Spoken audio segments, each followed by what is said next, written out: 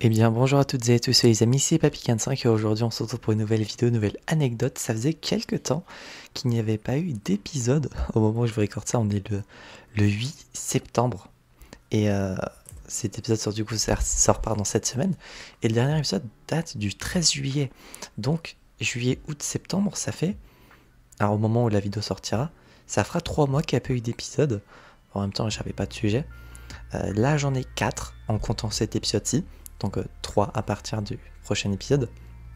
Peut-être que je vous sortirai un épisode la semaine prochaine, je ne sais pas. Ou peut-être que je vais disperser un peu, un épisode toutes les 2 semaines. Je sais pas, je verrai. En tout cas, globalement, ces 4 épisodes, en tout cas les 4 sujets que j'ai, sortiront forcément avant la fin de l'année, ça c'est sûr.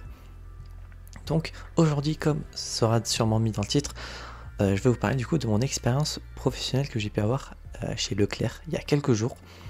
En tout cas il y a quelques jours pour moi, il y a une semaine pour vous. Mon contrat s'est terminé il y a quelques jours. J'ai travaillé au global 8 jours. Du coup, j'ai commencé un jeudi. Je travaillais du coup du lundi au samedi, globalement. Sachant que du coup, je remplaçais quelqu'un. C'était pas de ma volonté propre, mais je remplaçais quelqu'un. Mais repartons directement aux origines du truc. Du coup, ça faisait quelques jours ou pendant plusieurs jours de suite où je répondais à des offres d'emploi.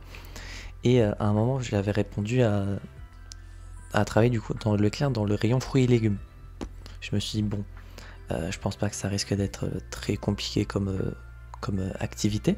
Donc, je me suis dit, pourquoi pas. Et j'ai été appelé quelques jours après. Et du coup, dans l'appel, j'ai compris que le fait de travailler les fruits et légumes dans ce rayon-là, ça fait qu'on soulève également des charges lourdes. On m'a expliqué de 10 à 20 kilos environ. Et pour ceux qui ne savent pas, je n'ai aucune force physique. Donc soulever des trucs lourds, ce n'est clairement pas fait pour moi. Ensuite, la dame, du coup, durant l'appel, m'a proposé de travailler dans le rayon des viandes, avec les viandes, les charcuteries, etc. Et du coup, pour ceux qui ne savent pas également, la viande, etc., ce n'est pas fait pour moi. Déjà à manger, mais visuellement également, et le toucher, je trouve ça horrible et dégueulasse, donc ce n'est pas fait pour moi. Et donc elle m'a proposé ensuite préparateur de commandes au drive, chose qui également avait été une des offres à laquelle j'avais répondu, mais à laquelle j'avais eu une réponse automatique négative quelques jours après. Donc là je me suis dit tant mieux, j'ai répondu. En gros je remplaçais quelqu'un qui était hospitalisé, de ce que j'ai compris, pendant du coup au total 8 jours de travail. Mais si on retire les jours où je travaillais pas, enfin ça faisait 10 jours au total. J'ai commencé un jeudi, j'ai bossé le vendredi, le samedi, le dimanche du coup repos. Lundi, mardi j'ai bossé. Le mercredi c'était un autre jour de repos de la personne que je remplace. Du coup on m'a calé sur son emploi du temps. Et ensuite jeudi, vendredi, samedi. Et du coup mon contrat s'est terminé à ce moment-là. Alors préparateur de commande au drive, comment ça fonctionne, vous allez me demander. En gros, en tout cas, dans le Leclerc où je travaillais, ça se déroulait comme ça. Et étant donné que je ne suis plus sous contrat, je peux expliquer tout ce que je veux. Même si globalement, c'est juste des méthodes de travail, donc globalement, j'ai pas grand chose à raconter. Du coup, je sais pas si vous voyez, dans certains magasins, on peut avoir des scanners, des petites scanettes qui servent du coup à scanner directement le code barre des produits que vous êtes en magasin, et comme ça, une fois à la caisse, vous avez juste à donner votre scannette. Mais du coup, on utilise la même chose, mais sur cette petite scannette, on a également du coup sur le petit écran, on a une photo du produit, sa localisation, sachant qu'on a un trajet prédéfini à suivre pour être plus efficace. On va en parler de l'efficacité un peu plus tard. Et du coup, sa localisation et la quantité du coup du produit en question qui est demandé dans la commande. Personnellement, je me suis occupé à la très grosse majorité du temps, du coup 7 jours sur 8, du rayon ambiant. Rayon ambiant, c'est tout ce qui est boisson, l'eau, les conserves, les biscuits, les céréales, les confitures, le miel, un petit peu d'épices. C'est globalement tout ça. Et une fois j'ai fait ambiant léger, Et là, bizarrement, il y a des trucs qui étaient pas légers du tout, donc je comprends pas comment c'est organisé, mais ça concerne du coup tout ce qui est produit pour les animaux, donc leur bouffe ou leur litière des fois, produits ménagers, d'hygiène, les épices, pour la très grosse majorité, 90% des épices, euh, le pain demi, tout ce qui est pain en sachet, le pain au chocolat, les brioches, etc. Donc voilà pour le jour où j'ai fait le côté léger.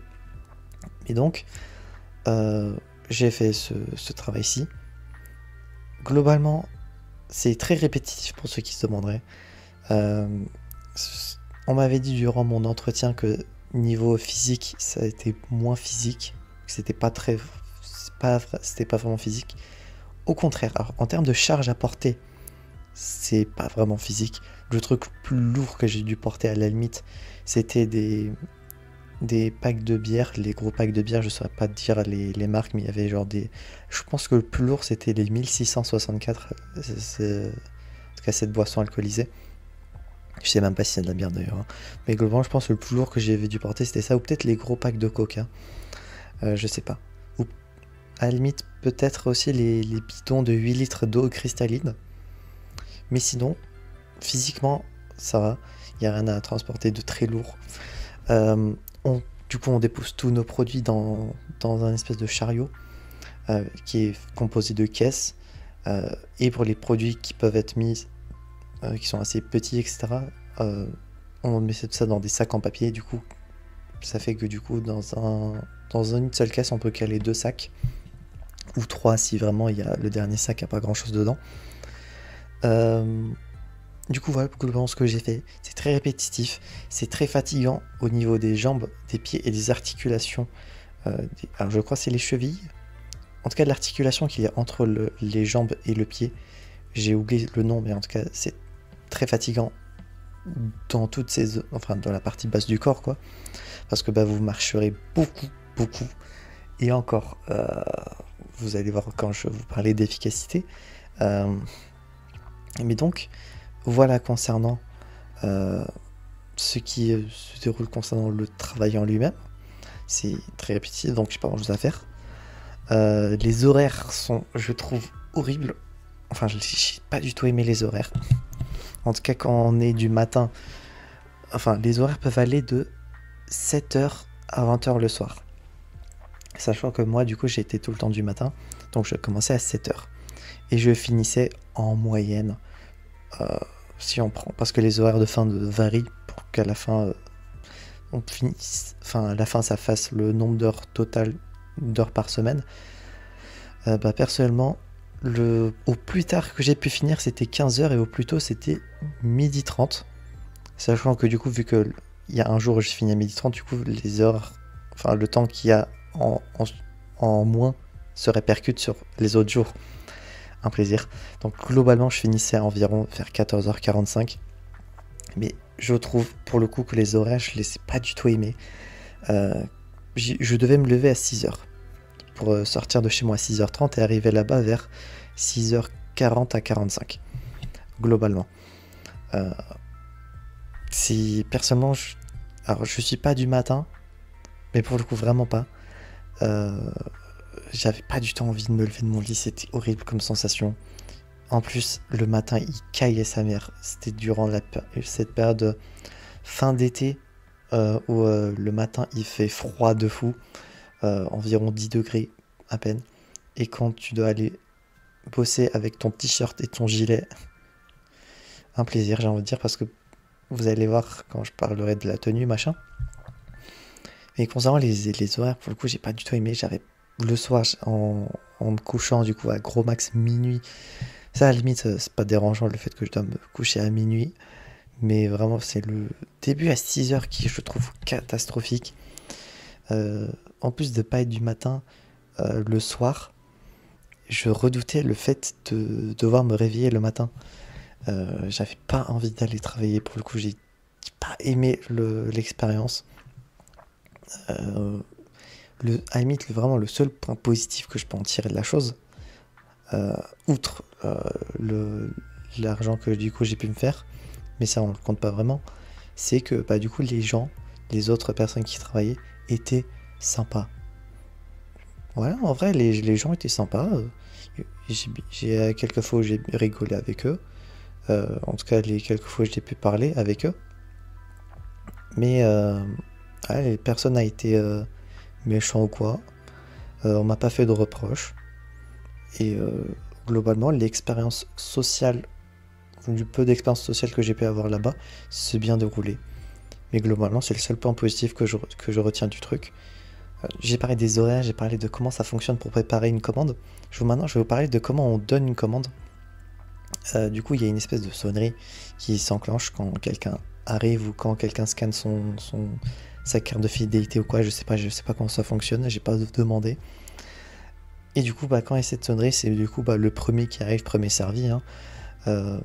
On peut enclencher, se basculer en livraison et du coup, bah, on nous donne le code du coup des emplacements des différents types de produits.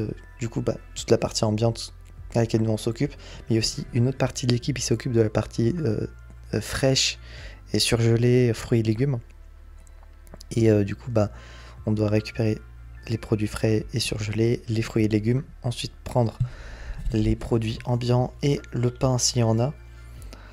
Et bah, du coup, avec tous nos trucs, sachant que bah, du coup, il faut faire tout ça assez vite parce que bah, du coup, en attendant, le client il attend et que bah, possiblement d'autres clients peuvent venir au même moment.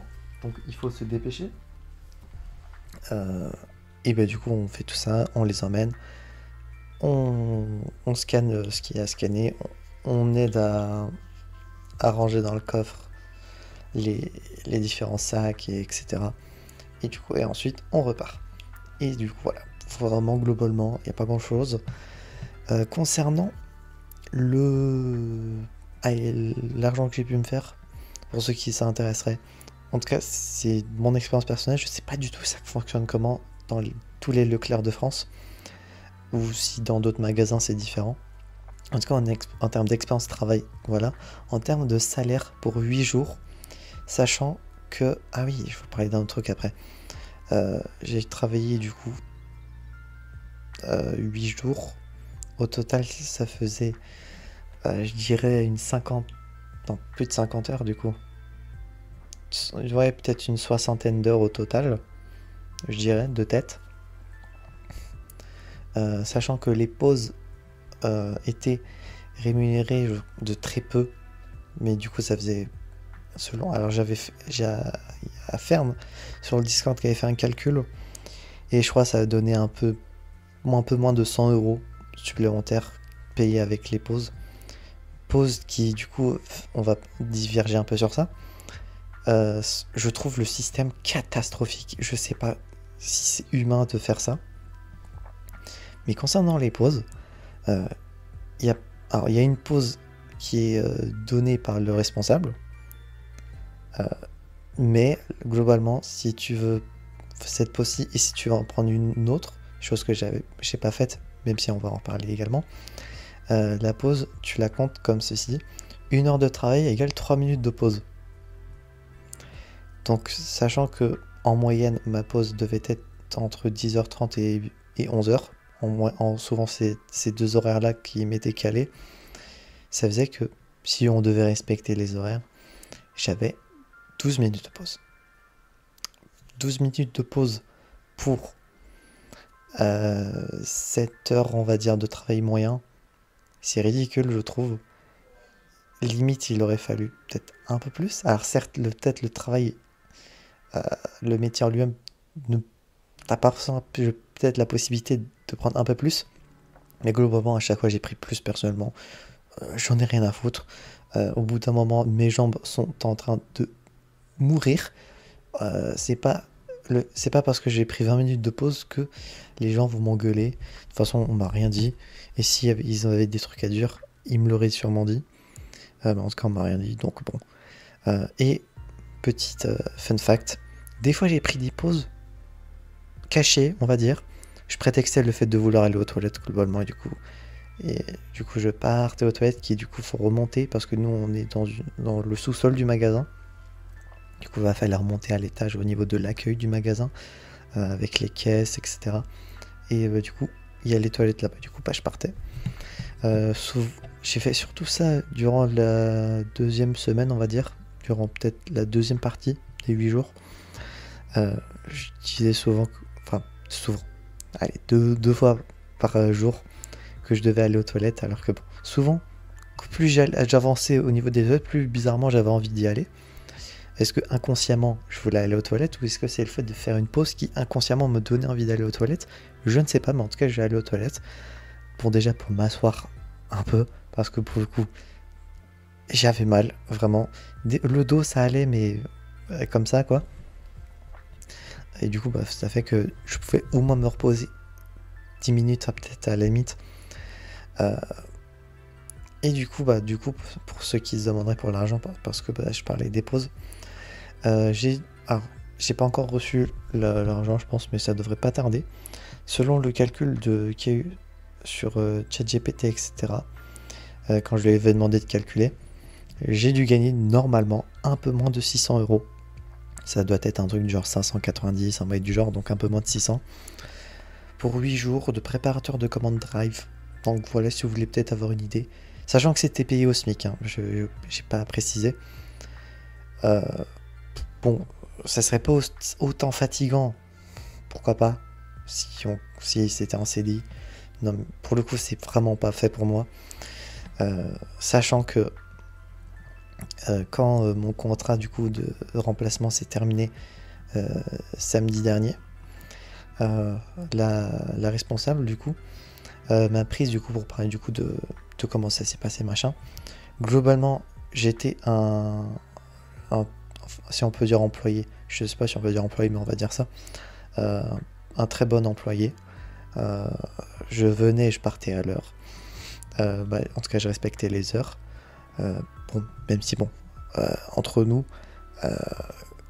imaginons que je terminais à 14h45, à 14h38, 39 à la limite, je partais. Hein.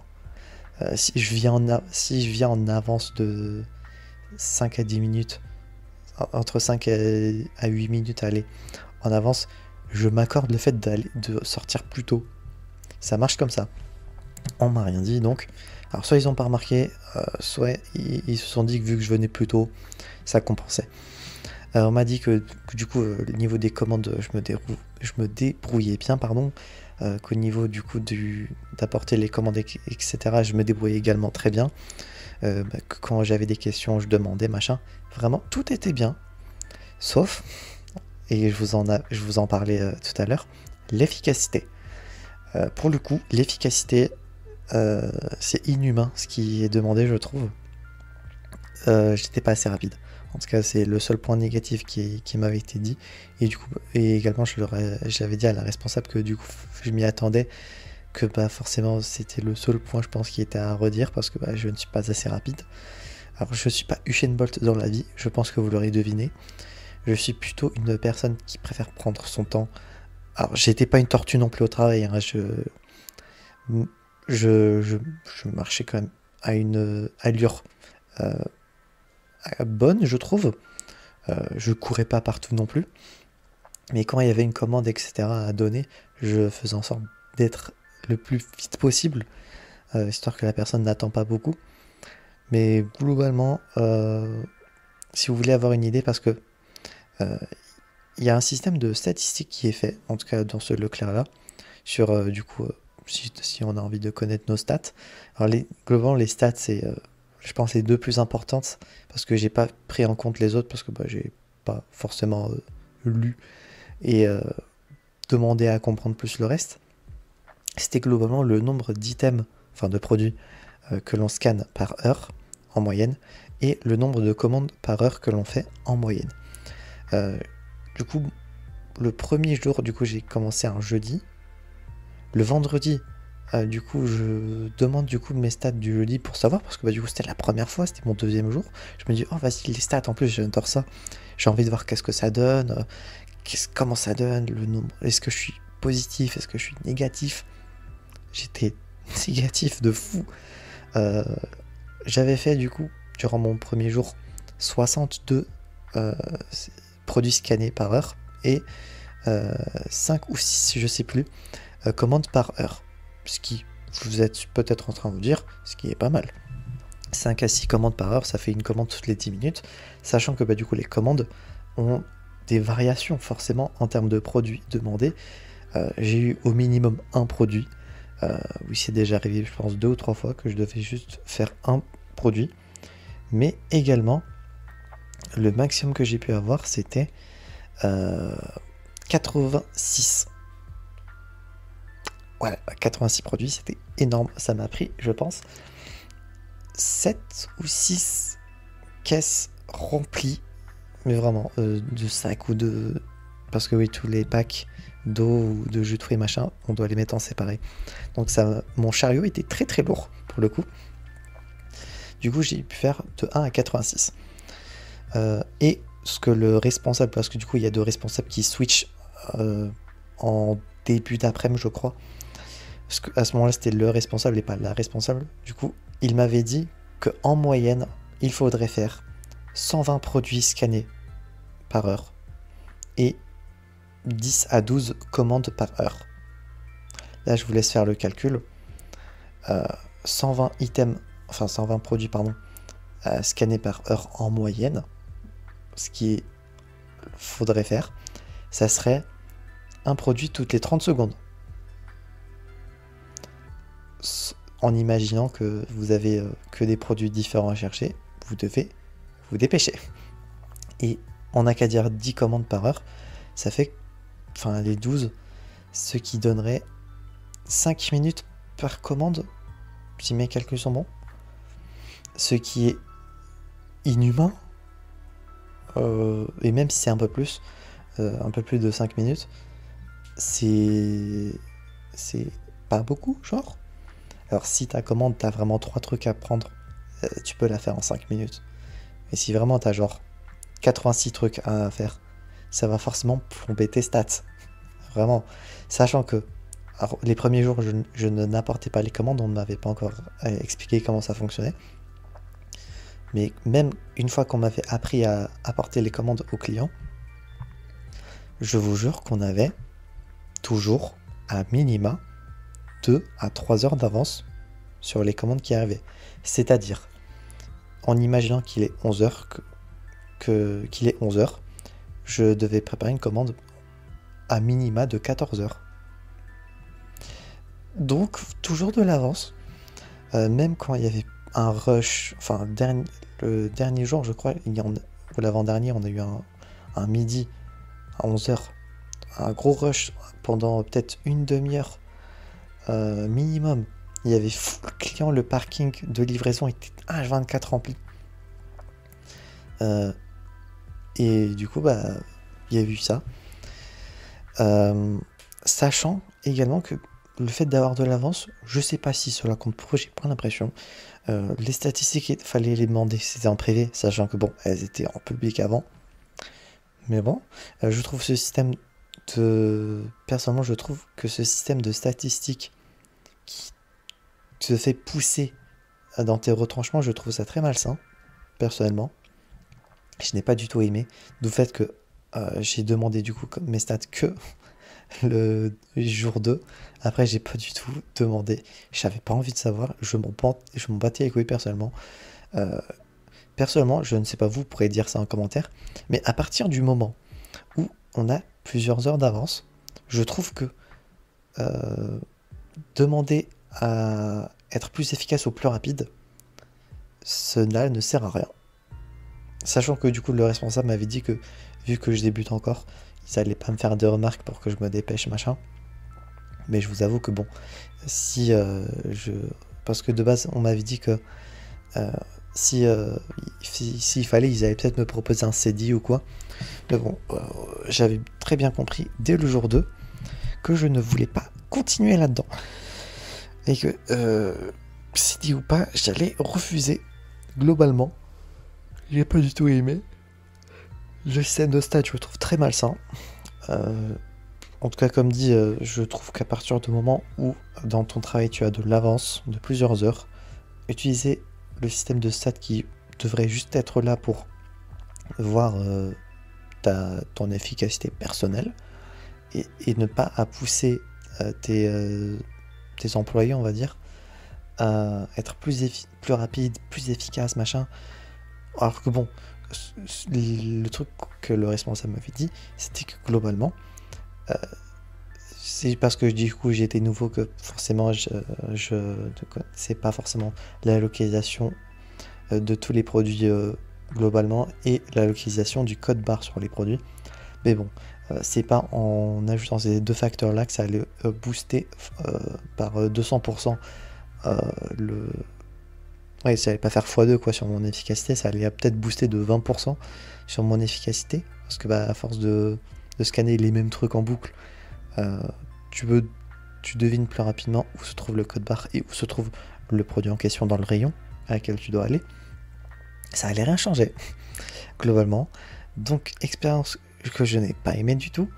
En tout cas, si tout ce qui est physique ou quoi, cela ne vous dérange pas. Si vous êtes assez sportif, au niveau des jambes en tout cas, je pense que ça ne devrait pas vous déranger de travailler. En tout cas, j'imagine. Et au niveau des horaires, je sais pas si on les choisit personnellement. On m'avait dit que tu peux travailler potentiellement le matin et l'après-midi. J'étais que du matin, fort heureusement, parce que j'ai pas envie de finir à 20h le soir. Mais bon, personnellement, je n'ai pas aimé travailler là-bas. L'expérience, je ne l'ai pas appréciée. Ça en arrivait au point que peut-être à partir de mon jour 3 jusqu'à mon dernier jour du coup, j'avais mal tout le temps aux jambes, aux pieds, aux articulations en bas, et que il y a des fois où vraiment le fait rien que de poser le pied par terre, ça me faisait mal. Là on est dimanche, lundi, on est 2 jours après la fin de mon contrat en CDD de remplacement, et alors, au niveau des jambes ça va, au niveau des pieds ça va, mais au niveau des articulations entre les deux, j'ai encore un peu de mal des fois. Donc si en imaginant que j'aurais dû travailler aujourd'hui, j'aurais pas eu le temps de me reposer. Un plaisir, j'ai envie de dire. Donc voilà, concrètement, en résumé, je n'ai pas aimé. C'est plus physique que ce que vous pouvez imaginer, en tout cas au niveau du bas du corps. Je n'ai pas aimé l'expérience de pousser les gens à l'efficacité extrême juste pour booster l'ego personnel du magasin. Globalement, voilà, en résumé, je n'ai pas aimé.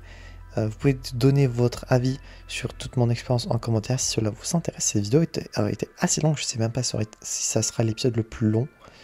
Je pense pas, je pense qu'il y a eu des épisodes de Papy 45 plus longs. N'hésitez pas à mettre votre avis du coup en commentaire sur l'anecdote.